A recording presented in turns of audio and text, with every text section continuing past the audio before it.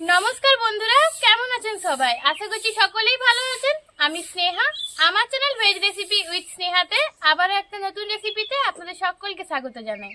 তো বন্ধুরা, আজকে আমি আপনাদের সঙ্গে শেয়ার করব বাড়িতে থাকা মাত্র কয়েকটা উপকরণ দিয়ে খুব সহজেই কিভাবে হোয়াইট সস পাস্তা তৈরি করতে হয়।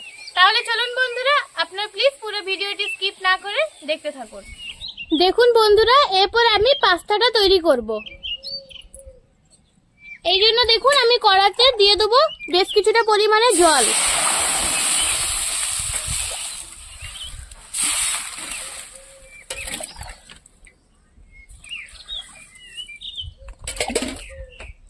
এরপর এখানে আমি দেব স্বাদ মতো লবণ।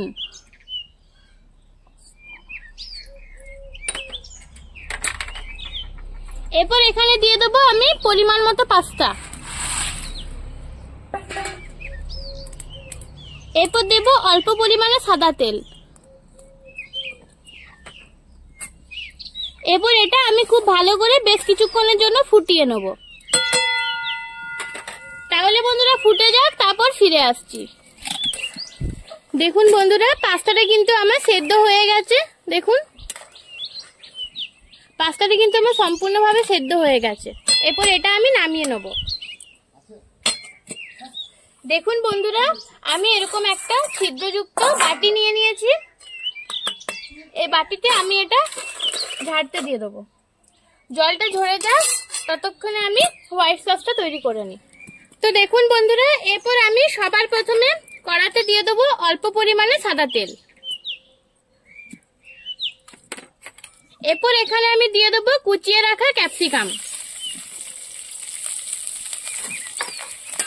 এরপর এটা খুব ভালো করে ভেজে নেব। খুব একটা কিন্তু ভাজবো না, একটু হালকা জাস্ট ভেজে নেব। দেব পরিমাণ মতো জাস্ট অল্প লবণ। জাস্ট একটু হালকা করে ভেজে আমি তুলে নেব।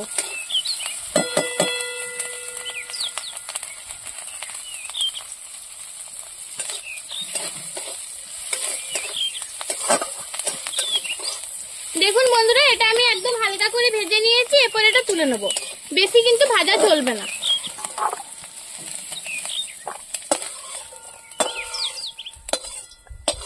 এরপর চলুন হোয়াইট সসটা তৈরি করে নিই। তার জন্য এখানে দেব বেশ কিছুটা পরিমাণে বাটার। ওই 2 চা চামচের মতো দিয়ে দিয়েছি বাটার। এরপর এখানে দেব পরিমাণ মতো ময়দা। চিজ ছাড়াও কিন্তু খুব সহজে এটা বাড়িতে তৈরি করে নিতে পারবেন। দেখুন বাটারটার সাথে ময়দাটা একটু খুব ভালো করে ভেজে নেব। এরপর এখানে আমি দেব অল্প পরিমাণে ফুটিয়ে রাখা গরুর দুধ।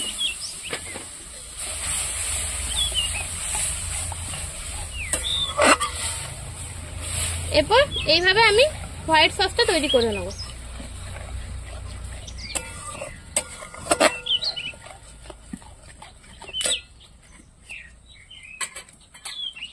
এখানে দিয়ে দেবো অল্প পরিমাণে জল।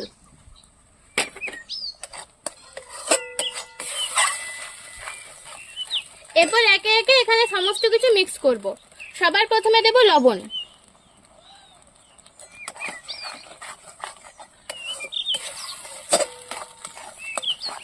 আপনারা চাইলে কিন্তু এখানে চিজ দিতে পারেন, কিন্তু আমি আজকে কোনো কিছুই দেব না, একদম নর্মাল ভাবেই তৈরি করব।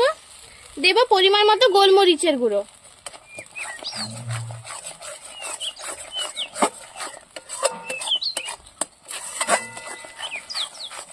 এরপর এটা খুব ভালো করে দেখুন ভেজে নিচ্ছি। এরপর এখানে দেবো আগে থেকে ঝরিয়ে রাখা পাস্তা।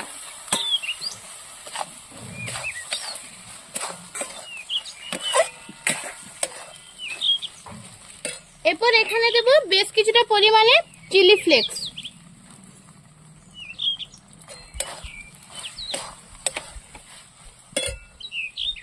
এরপর দেবো বেশ অল্প পরিমাণে অরিগেনো। এরপর এখানে দেব আগে থেকে ভেজে রাখা ক্যাপসিকাম।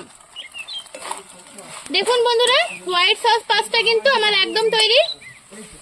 একদম পারফেক্ট ভাবে এটা কিন্তু আমার তৈরি হয়ে গেছে। এরপর আমি এটা নামিয়ে নেব। দেখুন বন্ধুরা, আমার কিন্তু হোয়াইট চিজি পাস্তা একদম তৈরি হয়ে গেছে। এটা কিন্তু চিজ ছাড়াই আমি তৈরি করেছি। আপনারা চাইলে কিন্তু একটু চিজ অথবা মেয়োনিজ কিছু একটা দিতে পারেন, কিন্তু এই সিম্পল ভাবে তৈরি করে দেখবেন, এটাও কিন্তু খেতে খুবই সুস্বাদু হয়। তো বন্ধুরা, তাহলে আজকে এই পর্যন্তই। দেখা হচ্ছে পরবর্তী কোনো একটা রেসিপির সঙ্গে। ততক্ষণ পর্যন্ত ভালো থাকুন, সুস্থ থাকুন।